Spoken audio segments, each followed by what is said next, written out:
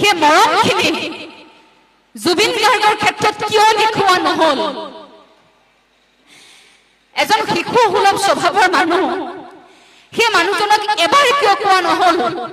মৰমেৰে কিয় বুজোৱা নহল যে আপুনি অসুস্থ, আপুনি যাব নালাগে, অকণমান আপুনি থাকক ইয়াতে? সেই মানুহজনে সকলো বুজি পায়, সকলোকে বিশ্বাস কৰাটোৱেই সেই মানুহজনৰ এটা ভুল হ'ল।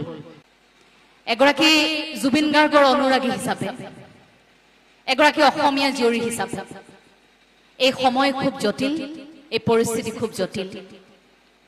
19 তাৰিখৰ দিনটোৰ পৰা এই সময়খিনিলৈকে কিমান কষ্টত পাৰ কৰিছো সেইখিনি আপোনালোক প্ৰত্যেকে অনুভৱ কৰিছে। এইখিনি আমাৰ যুঁজাৰ সময়। আপোনালোকে সাংস্কৃতিক অনুষ্ঠান বাতিল কৰিছে, মই খুব সুখী অনুভৱ কৰিছো।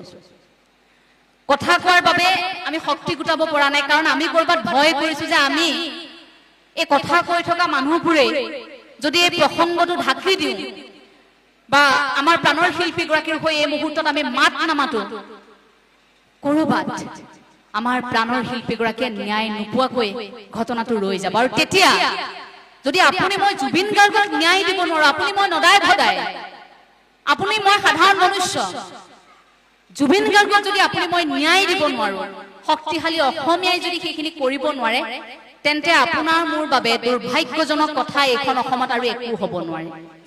গতিকে এইখিনি সময়ত আমি প্ৰত্যেকে এতিয়া যুঁজিব লাগিব।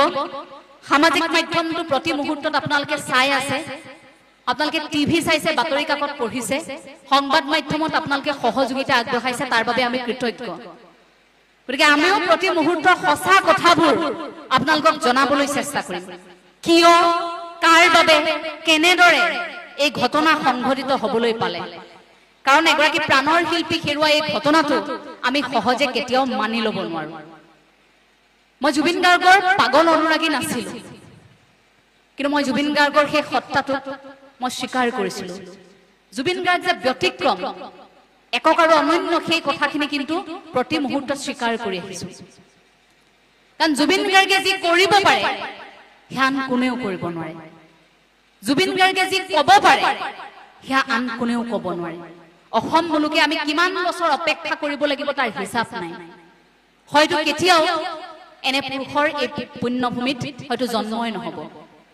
ঈশ্বৰে আমাৰ মাজলৈ পঠিয়ালে, কিন্তু দুখ থাকি গ'ল, আমি কুশলে ৰাখিব নোৱাৰিলো।